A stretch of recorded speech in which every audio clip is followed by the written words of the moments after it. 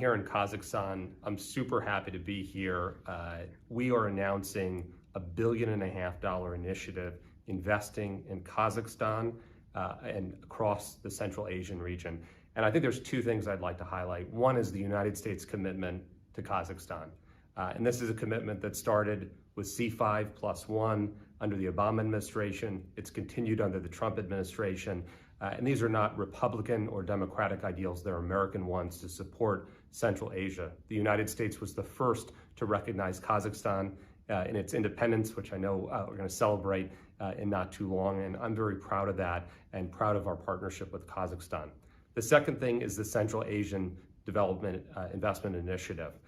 That is $1.5 billion commitment, and our goal is to drive jobs for people in Kazakhstan and increase income levels, and you'll see us focused on that. What does that mean?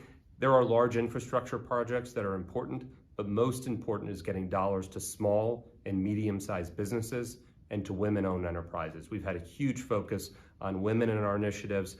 That's the same in Kazakhstan, and our goal, especially in this pandemic, is to provide help by getting people through this time and by investing in entrepreneurs and small businesses.